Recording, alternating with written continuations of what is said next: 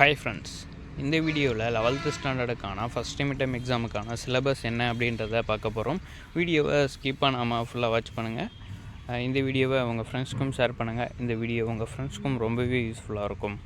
Okay friends, syllabus என்ன அப்படின்னு பார்த்தோம் அப்படின்னாக்கா, தமிழில் பொறுத்த வரைக்கும் உங்களுக்கு இயல் 1, 2, 3 இந்த 3 யூனிட்ஸுமே உங்களுடைய தமிழுக்கு இருக்கக்கூடிய சிலபஸ். நெக்ஸ்ட்டு இங்கிலீஷ் அப்படின்னு பார்க்கும்போது உங்களுக்கு யூனிட் 1 and 2 2 யூனிட் தான் கொடுத்துருக்காங்க.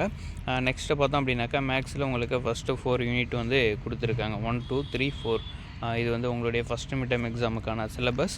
அதாவது ஃபஸ்ட்டு மிட்டம் எக்ஸாமுக்கு உங்களுக்கு இந்த யூனிட்டில் இருந்து மட்டும்தான் கொஷின்ஸ் எடுப்பாங்க.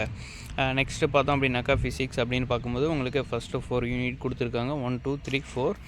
நெக்ஸ்ட்டு வந்து கெமிஸ்ட்ரி உங்களுக்கு நிறையவே சிலபஸ் இருக்குது. 1, 2, 3, 6, 7, 11 இந்த யூனிட்ஸ் எல்லாமே கொடுத்துருக்காங்க. நெக்ஸ்ட்டு பார்த்தோம் அப்படின்னாக்கா, பயோபாட்டனி பொறுத்த வரைக்கும் உங்களுக்கு ஃபஸ்ட்டு 2 யூனிட் கொடுத்துருக்காங்க. Unit 1 and 2. பயோசுவாலஜி அப்படின்னு பார்க்கும்போது உங்களுக்கு யூனிட் 1, 2, 3, 4, 5 ஃபஸ்ட்டு 5 யூனிட்டுமே கொடுத்துருக்காங்க. கொடுத்துருக்கக்கூடிய சிலபஸ் எல்லாமே நீங்கள் கவர் பண்ணிங்க அப்படின்னாக்கா, உங்களுடைய ஃபஸ்ட்டு மிட்டம் எக்ஸாம் உங்களுக்கு ரொம்பவே ஈஸியாக இருக்கும். இதிலிருந்து மட்டும்தான் கொஷின்ஸ் உங்களுக்கு எடுப்பாங்க.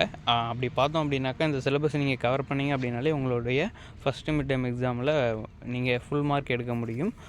எக்ஸாமும் ரொம்ப ஈஸியாகவே இருக்கும். ஓகே ஃப்ரெண்ட்ஸ், உங்களுக்கு வேறு என்ன கொஷின்ஸ், இம்பார்ட்டன்ட் கொஷின்ஸ் தேவைப்பட்டாலும் கமெண்ட் பண்ணுங்கள். வேறு என்ன ஸ்டாண்டர்டுக்கு சிலபஸ் வேணும் அப்படின்றதும் கமெண்ட் பண்ணுங்கள். Okay friends, thank you.